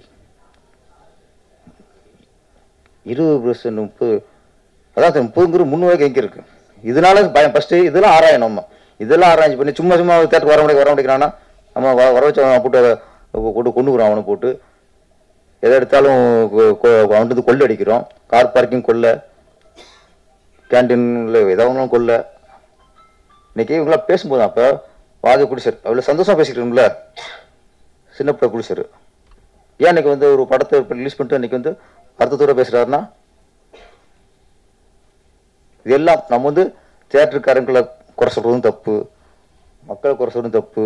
தப்பு நம்ம மேலே வச்சுக்கிட்டு நம்ம வந்து ஒரு கண்ட்ரோல் பண்ண முடியல நம்மளால. அதை ஆராய்ச்சி பண்ணணும். மக்களை உள்ள கொண்டு வரதுக்கான ஆராய்ச்சியை இது பண்ணணும். நான் எதிர கேள்விப்பட்டதான் பிடிச்சிருந்து நீங்கள் 50 டிக்கெட்டு 5 நாளைக்குள்ளே அனுப்புங்கன்னா எப்படி அனுப்புவோம்? இதெல்லாம் ரொம்ப வேணா கேட்கும்போது. நம்ம கண்ணீரா அவனுக்கு மலேசியா 2 படத்தை அவர் எடுத்து இங்கே கொண்டு வந்துருக்கிறாரு. உன்னுடைய ரிலீஸ் ஆகும், ரிலீஸ் ஆகி உன்னுடைய லாபம் அடைஞ்சிரும். அதுக்கான உத்தரா ப்ரொடக்ஷன் வந்து அதில் வாங்கியிருக்கு. அவங்க வந்து அவங்க அணுவும் இருக்காங்க. இப்போ இவங்களாம் அணுவும் இருக்காங்க சார். சில பேர் அணுவும் உள்ளவங்க வாங்கி பண்ணும்போது அவங்க நேரம் தெரியும் எங்கே தேட்டர் பிடிக்கிறது, 6 மணி தேட்டர் பிடிக்கிறது தெரியும். சிலருக்கு எதுவுமே தெரியாமல் மாட்டிக்கிறாங்க. கொஞ்சம் சினிமாவை காப்பாற்றணும்னா மக்கள் உள்ளே வர்றதுக்கான நம்ம முயற்சியை பண்ணுவோம். அதுக்கான நம்ம தயாரிப்பாளர்கள் அதுக்காக யோசிக்கணும், அதுக்காக சிந்திக்கணும் என்ன பண்ணலான்ட்டு. அரசாங்கத்துக்கும் பொறுப்பு இருக்குது, அரசாங்கத்துக்கும் பொறுப்பு இருக்குது. டிக்கெட் ரேட்டும் சரி எதாக இருந்தாலும் அதை கண்ட்ரோல் பண்ணுற பொறுப்பு அரசாங்கம். எதாவது சரியாக இதெல்லாம் கொஞ்சம் கண்ட்ரோல் பண்ணால் தான் மக்களும் கொஞ்சம் உள்ளே வருவாங்க. கண்ணீரா படம் இது வெற்றி அடைந்து கண்ணீரா 2வது பார்ட்டு அது சீக்கிரம் முடிச்சிருங்க. ஆமாம், நல்ல ஒரு அதை விட்டு கொடுக்குறது சொன்னீங்க. அதுதான் விட்டு கொடுத்தா தான் எல்லாமே ஒரு இருக்கும். மனைவிக்காக எதையும் விட்டு கொடுக்கலாம், நம்ம மனைவி விட்டு கொடுக்கக்கூடாதும்பாங்க. அது மாதிரி கணவனுக்காக எதையும் விட்டு கொடுக்கலாம், கணவனை விட்டு கொடுக்கக்கூடாது. ஆனால் அது மாதிரி இந்த உங்கள் லைஃப்பில் நம்ம நல்ல ஒரு மனைவி அமைஞ்சிருக்காங்க. கதையை கொடுத்துருக்காங்க. ஃபஸ்ட்டு எதை வேணால் கொடுக்கலாம், கதையை கொடுக்க மாட்டாங்க, கதையை கொடுக்க மாட்டாங்க, கதையே கொடுத்துருக்காங்க. ஆனால் உங்கள் சந்தோஷத்துக்கும் என்ன இது தொடர்ந்து கௌசல்யா மேடம் வந்து கண்ணீரா 1 கண்ணீரா 2 அதுக்கு ஒரு வேற டைட்டில் 2 முடிச்சுங்க. 3 இங்கே கொஞ்சம் தாங்க மாட்டேங்குது. இப்போ 2 தாங்க மாட்டேங்குது. இப்போ நிறைய தொடர்ந்து படம் பண்ணணும். தொடங்கி ரிலீஸ் பண்ணுங்க. அந்த படம் மிகப்பெரிய வெற்றியடைய வாழ்த்துக்கள். நன்றி, வணக்கம். அன்பிற்கும் மரியாதைக்கும் உரிய கண்ணீரா படத்தை வாழ்த்த வந்திருக்கிற அருமை பெரியோர்களே, தாய்மார்களே, மனம் நிறைந்து இந்த படம் வெற்றி பெற வேண்டும் என வாழ்த்த வந்திருக்கிற மேடையில் அமர்ந்திருக்கிற ஆருயிர் தம்பி, மிகச்சிறந்த இயக்குனர், அன்பிற்கும் மரியாதைக்கும் உரிய கண்ணீரா படத்தை வாழ்த்த வந்திருக்கிற அருமை பெரியோர்களே, தாய்மார்களே, மனம் நிறைந்து இந்த படம் வெற்றி பெற வேண்டும் என வாழ்த்த வந்திருக்கிற மேடையில் அமர்ந்திருக்கிற ஆருயிர் தம்பி, மிகச்சிறந்த இயக்குனர் ஆர்.வி. உதயகுமார் அவர்களே, பேரரசு அவர்களே, என் அருமை தம்பி நகைச்சுவை நடிகர் ரோபோ சங்கர் அவர்களே, மற்றும் மேடையில் அமர்ந்து வாழ்த்திய அருமை சகோதரர்களே, படத்தின் கதாநாயகன், இயக்குனர், தயாரிப்பிலும் சம்பந்தப்பட்டவர், மொத்தத்துக்கும் சொந்தக்காரர் கதிரவன் அவர்களே, அவரை படம் எடுக்க தூண்டி குழந்தை எனும் கருவை உருவாக்குவதை விட இந்த கதை எனும் கருவை உருவாக்கி அதை தன் கணவனை இயக்க வேண்டும், அவரே கதாநாயகன் நடிக்க வேண்டும் என்று அனுமதித்த அருமை சகோதரி கௌசல்யா அவர்களே, கௌசல்யான்னு சொல்லும்போது கதை வசனம் மட்டும் எழுதில்லை, கோ டைரக்டராக கூட ஒர்க் பண்ணியிருக்காங்க. அந்த கவிதை பாடல்கள் எழுதியிருக்காங்க. ஆக இவர் டைரக்டர், ஹீரோ, ப்ரொடியூசர், இது இருவரும் இறைவனால் தந்த குடும்பம் ஒரு பல்கலைக்கழகம் என்பது போல இது ஒரு பல்கலைக்கழகம், திரைக்கலைக்கழகம். கணவன் மனைவி ஒத்து இப்படி படம் பண்ணியிருப்பது உலக அதிசயம். முதல்ல டைரக்ட் பண்ணவே முன்னாலாம் அனுமதிக்க மாட்டாங்க, சினிமாவுக்கே ஒத்துக்க மாட்டாங்க. அந்த காலத்தில் பெண்கள் சினிமானா அவ்வளோ பயம், ஆண்கள் கெட்டுவாங்க, சினிமா கெட்டது, சினிமாவை யாரும் போகக்கூடாதுன்னு நம்ம பெரியவங்க தடுத்த காலம் ஒன்று உண்டு. பிறகு நடிக்க அனுபவித்தார்கள், இயக்குவதற்கு அனுமதிப்பாங்க. ஏன்னா முதலாளிக்கு அடுத்த ஸ்தானம் இயக்கம், சிறப்பு வாய்ந்தது. பிறகு அதுக்கப்புறம் தான் நடிக்க அனுபவித்தார்கள். அதுவும் ஹீரோ நடிக்கணும்னா அடுத்த பெண்களோட தொட்டு தடவி பாடல், ஆடல், பாடல், காதல் என்பதெல்லாம் இருக்கிற எந்த மனைவியும் போலியாக செய்தால் கூட நடிப்புக்காக ஒத்துக்க மாட்டாங்க. ஆனா கௌசல்யா அனுபவிச்சிருக்காங்க. நீங்க ஃப்ரீ ஆக்ட் பண்ணுங்க, இதே 2 பார்ட் எடுத்திருக்காங்க. ஆக அத்தனை திறமை வாய்ந்த அந்த பெண்மணி இருப்பதாலே கதிரவன் நிச்சயம் வாழ்க்கையில் வெற்றி பெறுவார். ஒரு ஆணுக்கு பின்னாலே, வெற்றிக்கு பின்னாலே பெண் இருக்கிறாள் என்று சொல்வதை போல இங்கே கதிரவனுக்கு பின்னால் அவர் மனைவி கௌசல்யா இருக்கிறார். உங்கள் குடும்பம் வாழ்க, உங்கள் கலை பயணம் வெல்க. அதுவும் தமிழ்நாட்டை நம்பி ஒரு தமிழ் படம் பண்ணியிருக்கீங்க இல்லையா? மலேசியாவிலிருந்து படம் பண்ணி தமிழ்நாட்டில் ஆடியோ ஃபங்க்ஷன், படம் ரிலீஸ். ஏற்கனவே மலேசியாவில் படம் நடித்து ரிலீஸ் பண்ணியிருக்கார். அது தமிழ்நாட்டை, அது மட்டும் இல்லை, 2 பேருமே பேசும்போது அருமையான தமிழை பேசுனாங்க. நீ இங்க பார்த்தீங்கன்னா தமிழ இங்கிலீஷ் கலக்காம பேசுறதே இல்லை. போன வருஷம் மட்டும் இங்கிலீஷ் டைட்டில் வந்த படங்கள் எத்தனை இருக்கும் யோசித்து பாருங்க. டைட்டில் இங்கிலீஷ், பெரும்பாலும் அது ஒரு நாகரிகமா இப்போ தமிழ்நாட்டில் வந்துருச்சு. ஆங்கில டைட்டில். இந்த படத்துக்கு பேர் கண்ணீரா, கண்ணில் நீரா இல்ல பெண்ணின் கண்ணியுடைய நீரா, சோகத்தால் காதல் ஃபெயிலியராக கண்ணீர் வெடித்தாளா என்பது கதையில பார்த்தா தெரியும். கண் நீரா. ஆனால் சொன்னார்கள் ஹீரோயினி பெயர் நீரா, அவள் வெடிக்கும் காதல் கண்ணீரா என்று தெரியாது, பார்த்தால் தெரியும். ஆனால் தமிழகத்தில் பெண்கள் சமீப காலமாக தொடர்ந்தே ஒரு 10-15 ஆண்டுகளாக பெண்கள் கண்ணீர் அல்ல செந்நீர் வழித்துக் கொண்டிருக்கிறார்கள்.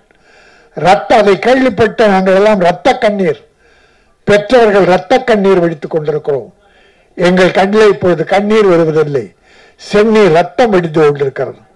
இப்பொழுது கூட ஒரு பல்கலைக்கழகத்திலே ஒரு பெண் பாலியல் பலாத்காரம், அது இன்றைக்கு பெரும் பிரச்சனையாக ஓடிக்கொண்டிருக்கிறது.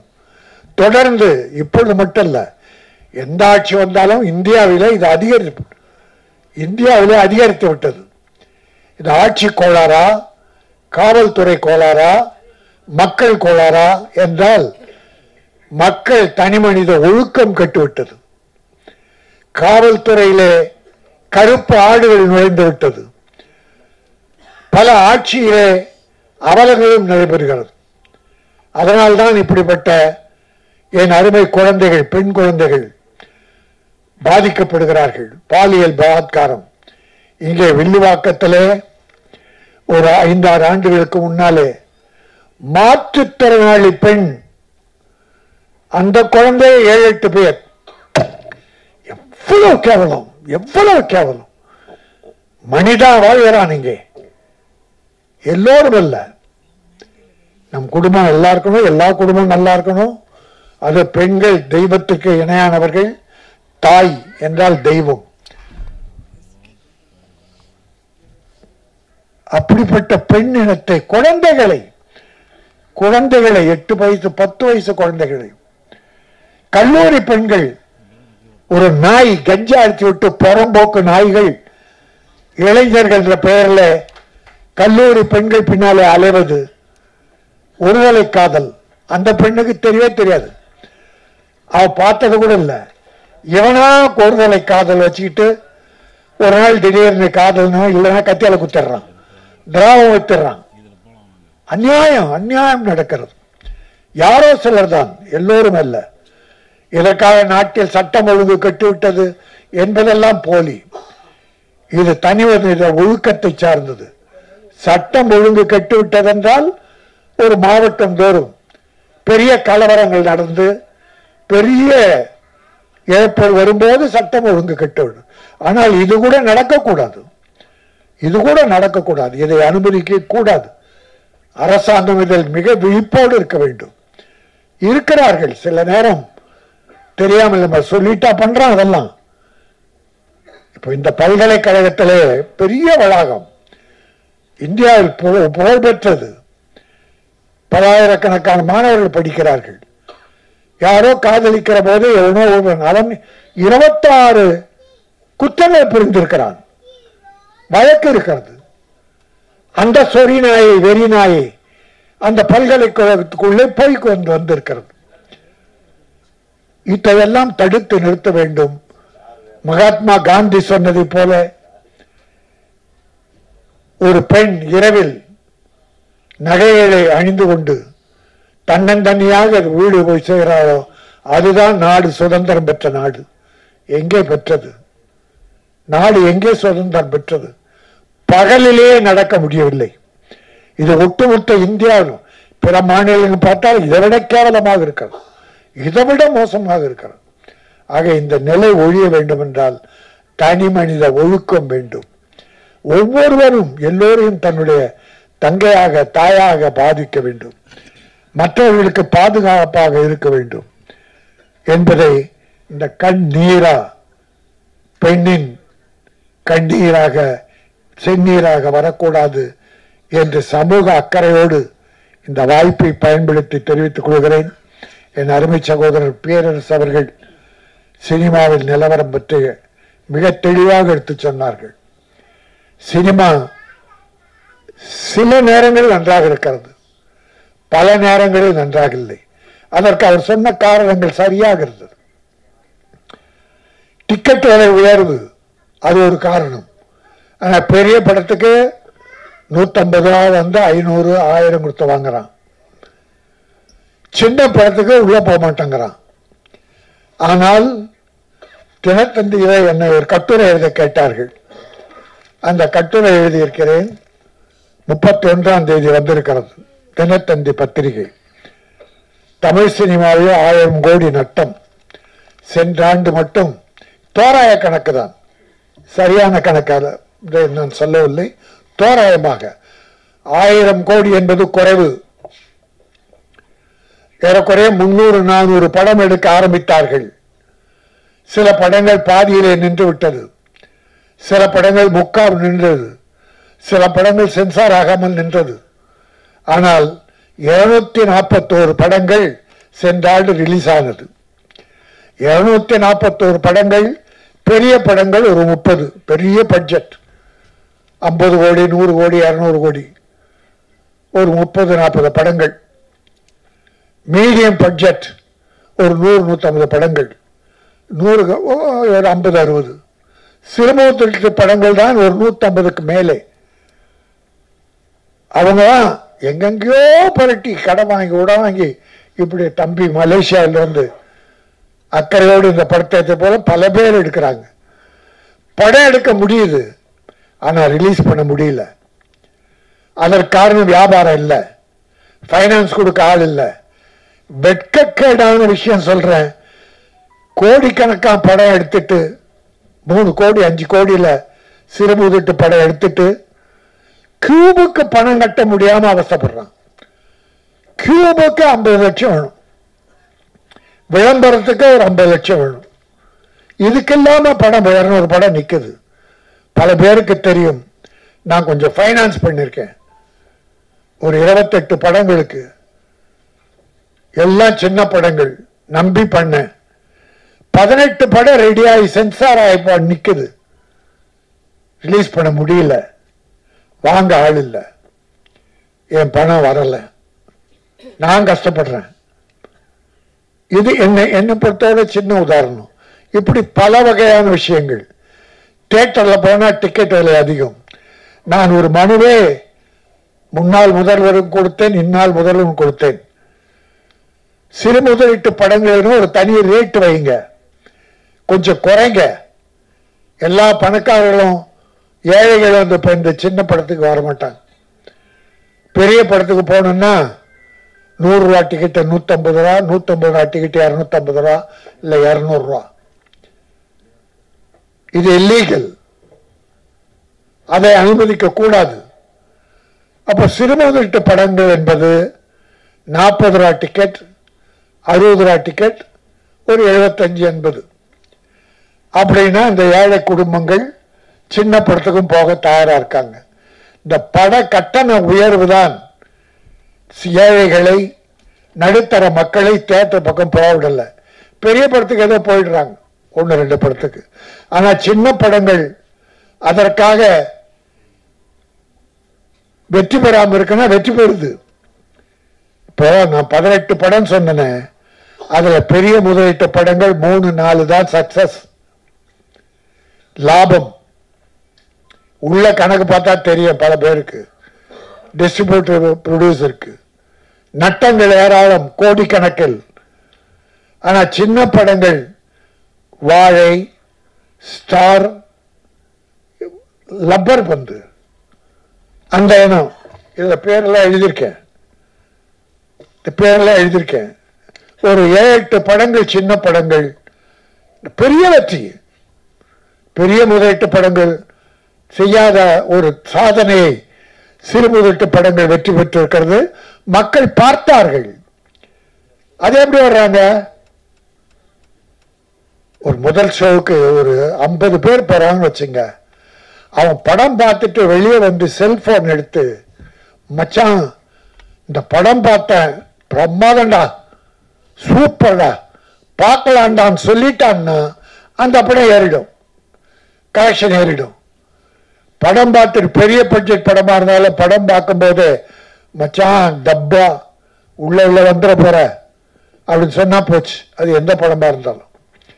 ஆகவே வாய் விளம்பரம், மவுத் டாக், மவுத் பப்ளிசிட்டி அதிலே தான் இருக்கிறது. அதற்கு உங்களுடைய பத்திரிகையாளர்கள், ஊடகங்கள் பேருதவி புரிகிறார்கள். அதை கூட 3 நாளைக்கு விமர்சனம் எழுதக்கூடாது, படம் பார்க்க கூடாதுன்னா, நீ 3 நாளுக்குள்ள விமர்சனம் எழுதினா 3வது நாள் படம் போயிடுத, அப்ப யார் பார்க்கறது அத? ஆனால் படம் எழுதுபவர்கள், ஊடகங்கள் சரியான விமர்சனம், தவறு இருந்தால் தவறு சுட்டி காட்டலாம், நல்லவைகளை எழுதி நல்லவைகளை பாராட்டி சில பல குற்றங்களை எடுத்து காட்டலாம். எனவே இதுல கூட நம்ம கவிஞர்கள்லாம் வருத்தப்படுறது என்ன தெரியுமா? பாட்டு வரிகளை பிரமாதம் எழுதுறாங்க, மியூசிக் போடுறவங்க பிஜிஎம் பெருசாக்கி வார்த்தைகளை சுருக்கிறாங்க, சத்தம் கேட்கப்படும். இதுல ஒரு குறை என்னன்னா, வார்த்தைகளே புரியல. 2 பேரும், உதயகுமார், பேரரசு, 2 பேரும் பெரிய கவிஞர்கள், அருமையான கவிஞர்கள். பல பாடல்கள், படங்களுக்கு பாடல், வெற்றி பாடல்கள் இருக்கீங்க. அவங்க எல்லாம் மனம் நோகும். வார்த்தைகளுக்கு முக்கியத்துவம் கொடுங்கள். பிஜிஎம் குறைக்கணும், வரிகள் வரும்போது பிஜிஎம் குறைக்கணும். அதை இந்த படத்துல கொஞ்சம் பின்னால ட்ரை பண்ணுங்க. கொஞ்சம் வார்த்தைகளை கேட்கல. ஆகவே இந்த கண்ணீரா தயாரிப்பாளருக்கு இது கண்ணீரா வர வைக்காமல் லாபகரமான படமாக அமைந்து மலேசியாவில் வந்து தமிழகத்தை நம்பி வந்திருக்கிற இந்த கதிரவன் நம்முடைய கௌசல்யா தம்பதியர் மேலும் படங்கள் எடுக்க வேண்டும். தமிழகம் அவர்களையும் வாழ வைக்க வேண்டும். அவங்க 2 பேரும் தமிழ் என்ன அழகா பேசுறாங்க பாரு. தமிழ்நாட்டில் உள்ளவங்களே இங்கிலீஷை கலந்து அடிக்கிறாங்க. நல்ல சிறப்பாக வெளிநாட்டில் இருக்கவங்க தமிழகத்து தமிழர்கள் அப்படி அன்பு செலுத்துறாங்க. அவ்வளோ விரும்புறாங்க நம்ம ஆளுங்களை. ஆனா நம்ம ஆளுங்க தான் அதை ஏற்று. அடுத்ததாக இயக்குனர் ஆர்.வி. உதயகுமார் அவர்களை பேசுவதற்காக அன்போடு அழைக்கிறோம்.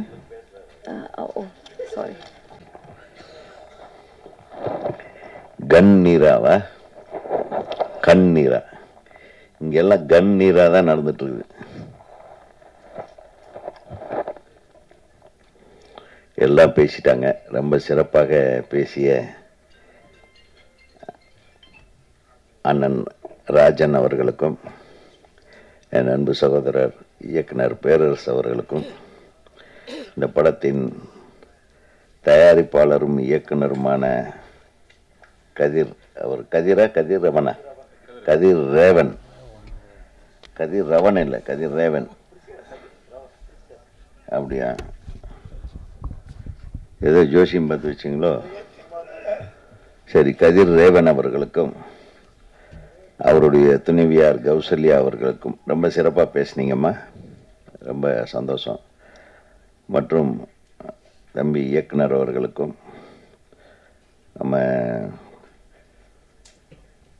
எக்ஸிக்யூட்டிவ் தயாரிப்பாளர் அவர் தம்பி பேர் எனக்கு கத்தி படத்தோட இல்லையா, கத்தி தானே தம்பி, நல்லா பேசுனீங்க. ரொம்ப சுருக்கம் பேசினேன். அண்ணன் தயாரிப்பாளர் நல்லா பேசினாங்க. நான் வந்து கொஞ்சம் லேட்டாக வந்தேன். வரும்போது ட்ரெய்லர் ஓடிட்டு இருந்தது. ஒரு பாட்டு கேட்டேன், ரொம்ப நல்லா இருந்தது. மிக சிறப்பாக இருந்த அந்த பாட்டும் அதில் நடித்திருந்த கதாநாயகன், அது இன்னொரு கதாநாயகன், 2 கதாநாயகிகள்.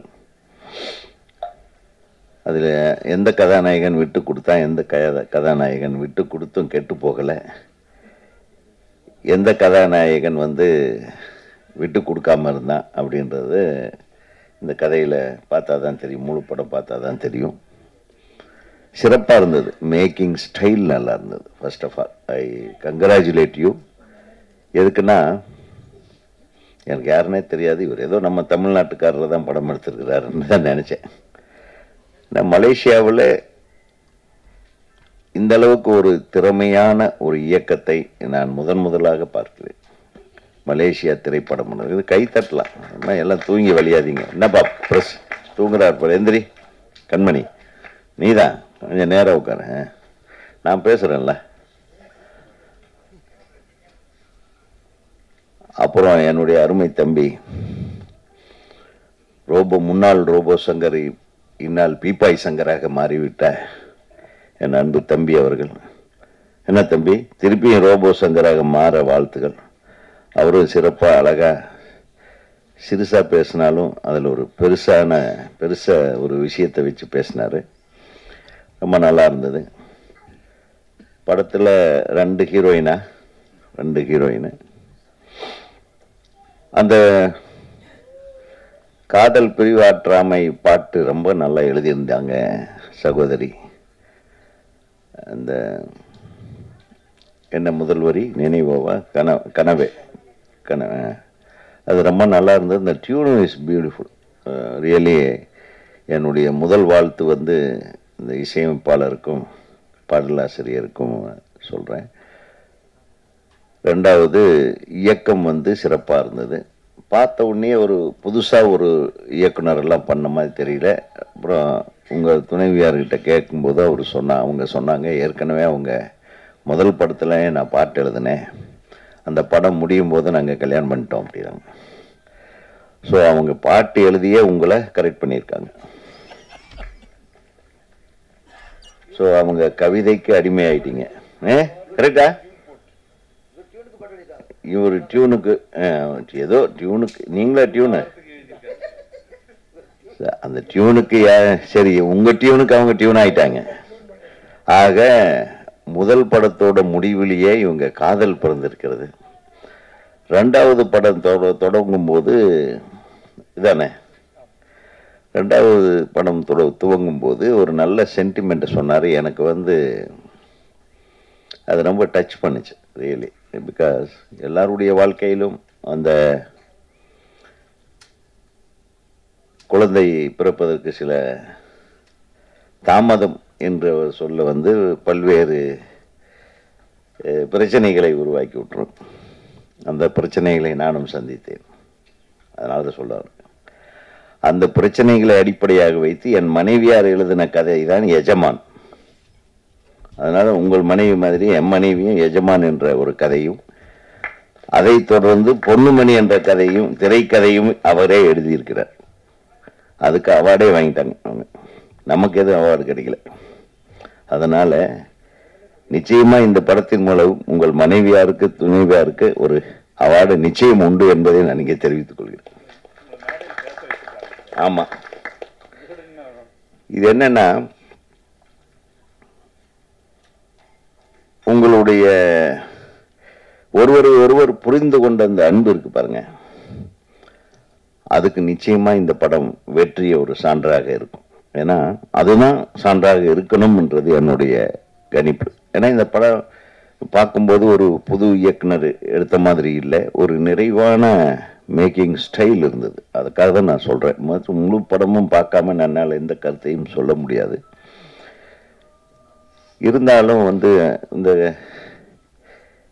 கண்ணெல்லாம் நீராவையே சுமந்து கொண்டிருக்கிறது. அதான் உங்க கதை. அந்த நீரா உங்களை சுமந்தாலா என்றது எனக்கு தெரியாது. அந்த நீராவை எதற்காக விட்டு கொடுத்தீர்கள் என்றும் தெரியாது.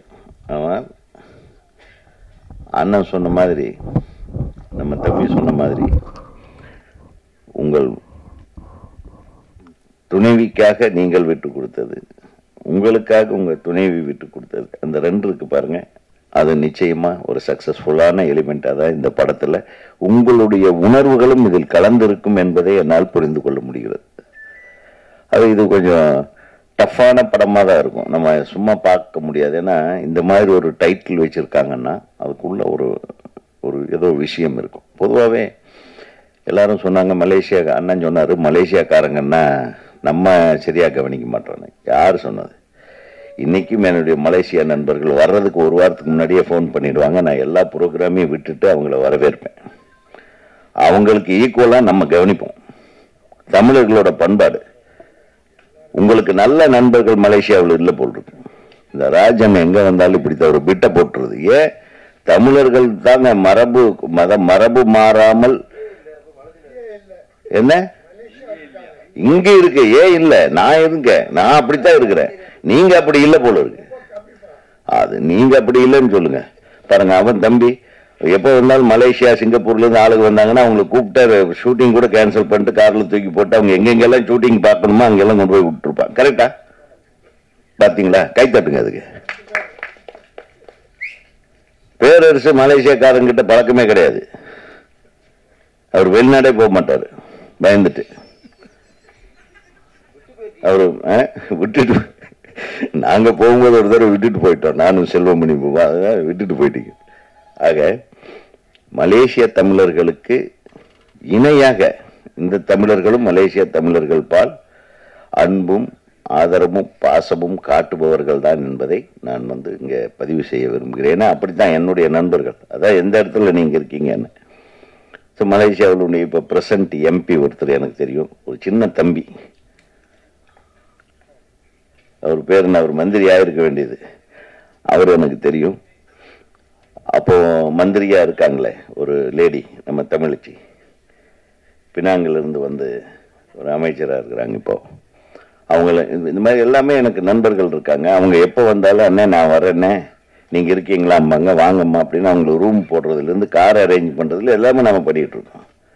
அதே மாதிரி இந்த திரைப்படத்தை தமிழர்கள் நிச்சயமா வரவேற்பாங்க. அது எல்லா அளவும் சந்தேகப்பட வேண்டாம். நிச்சயமாக தமிழர்கள் இதை மிகப்பெரிய அளவுக்கு வரவேற்பார்கள். உங்க மலேசியாவில் நடந்த ஒரு சின்ன விஷயத்தை சொன்னீங்க. இந்த படத்தை போட்டு காட்டும்போது எப்படி அவங்க உங்களை நேசிச்சு அந்த உள்ளுணர்வை உருவாக்கக்கூடிய ஒரு கண்டென்ட் உங்க படத்துல இருந்ததுன்னா அது அங்க சக்சஸ் ஆன மாதிரி இங்கேயும் சக்சஸ் ஆகும். அது டெஃபினட்டா. ஏன்னா கண்டென்ட் தான் இன்னைக்கு முக்கியம் ஒரு படத்துக்கு. ஆகவே நீங்க எதை பற்றியும் கவலைப்பட வேண்டாம். ஒரு மிகச்சிறந்த கதையைத்தான் நீங்கள் ஏன்னா சொந்த காசு போட்டு படம் பண்றதுக்கு 2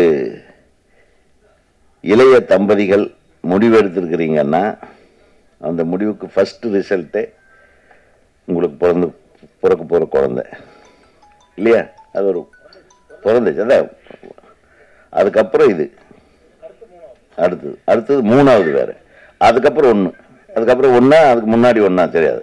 எனிவே அதே மாதிரி இந்த திரைப்படத்தின் ரிசல்ட் உங்களை மிக மிக மகிழ்விக்கும் ஒரு ரிசல்ட்டா இருக்கும்.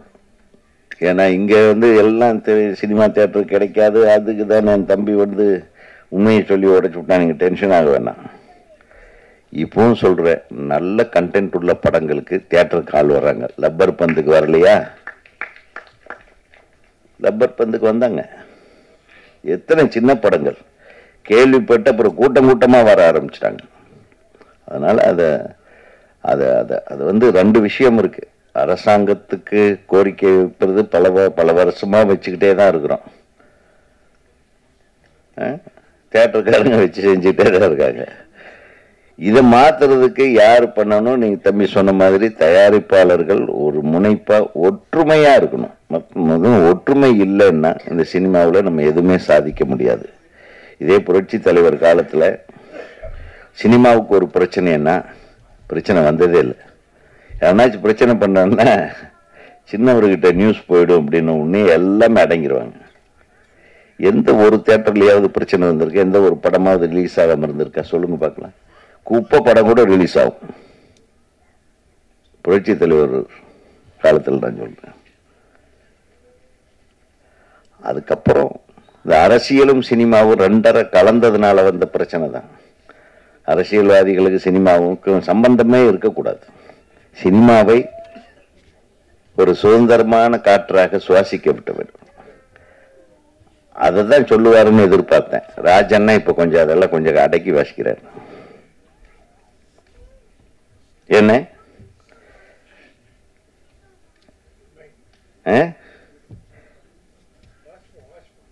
ஆமா. ஸோ சினிமாவில் அரசியல் இருக்கலாம், அரசியல்ல சினிமா இருக்கக்கூடாது. அரசியல சினிமா இருக்கக்கூடாதுன்னு என்னுடைய தாழ்மையான கருத்து. அப்படி இருந்தப்பெல்லாம் படங்கள் சிறப்பாக ஓடி இருக்கு. அதான் நான் சொல்ல விரும்புகிறேன். ஆக நீங்க எதுக்கும் கவலைப்பட வேண்டாம். நல்ல டிஸ்ட்ரிபியூட்டர் உங்களுக்கு அமைஞ்சிருக்காருன்னு நினைக்கிறேன். யார் டிஸ்ட்ரிபியூட்டர்? நீங்க தான். பாருங்க, வாங்க முன்னாடி உட்காருங்க. நீங்க இந்த மாதிரி தான் டிஸ்ட்ரிபியூட்டர்ல எல்லாம் பின்னாடி உட்காந்து வச்சிங்கன்னா இப்படி எவ்வளவு தைரியமா. இவருக்கு ஒரு மிகப்பெரிய கரகோஷத்தை கொடுங்க. தைரியமா நிச்சயமா இந்த படம் வெற்றி படமாக உங்களுக்கு வரும் என்று சொல்லி இந்த திரைப்படத்தில் பங்கு பெற்ற அனைத்து தொழில்நுட்ப கலைஞர்கள், நீங்க மலேசியாவிலிருந்து வந்திருக்கீங்க. ஆனா நீங்க மலேசியாக்காரர் மாதிரி எல்லாம் இல்லை, நீங்க தமிழர்கள் தான்.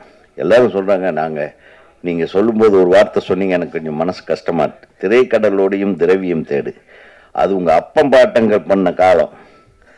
அப்போ பிரிட்டிஷ்காரன் இங்கிருந்து கொஞ்சம் பேர்த்த தூக்கிட்டு போய் அங்க வேலை வாங்கிட்டு இருந்தான். அதுல செட்டில் ஆனவங்க பாதி பேர் தமிழர்கள். அங்க மலேசியாவிலும் மற்ற இந்தோனேஷியா அந்த மாதிரி தீவுகள் எல்லாத்தையும் கொண்டு போய் வச்சுட்டாங்க. அவங்க வேலைக்காக நம்மளை கொண்டு போய் வச்சாங்க. அப்படியே பாரம்பரியமா அங்கேயே இருந்து பிறந்து வளர்ந்து அப்படியே குடும்பமா ரப்பர் தோட்டங்கள்ல வேலை செஞ்சு அந்த மாதிரி கஷ்டப்பட்ட காலங்கள் அது. நீங்க அங்க அனுப்பப்பட்டவர்கள் தானே தவிர நீங்க தமிழர்கள். நீங்க இங்க வர்றது உங்க உரிமை. You can take a POI card இல்லையா? நீங்க ஒரு கார்டு வாங்கிக்கலாம். இங்கேயே பேங்க் அக்கவுண்ட் ஓபன் பண்ணலாம், இங்கேயே ஆதார் வாங்கலாம். இவங்களுக்கு 2 குடியுரிமை கிடைக்கும் வாய்ப்பு இருக்கிறது. அதையெல்லாம் பயன்படுத்திக் கொள்ளுங்க. அனைத்து மலேசிய தமிழர்கள் உங்களுடைய பாரம்பரியத்தை கரெக்டாக ஐடென்டிஃபிகேஷன் இருந்ததுன்னா உங்களுக்கு இன்னொரு குடியுரிமை இந்தியாவில் இருக்கிறது.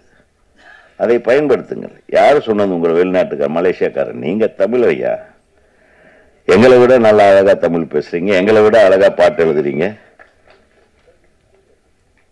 ஆக சிறப்பு வாய்ந்த இந்த விழாவில் ஒரு சிறப்பு நம்ம எல்லாம் சேர்க்க வேண்டிய ஒரு நேரத்தில் நமது அனைத்து பத்திரிகை நண்பர்களும் ஊடக நண்பர்களும் இவங்க 2 பேர்த்தை பற்றி எழுதுங்க, இந்த படத்தை பற்றி எழுதுங்க.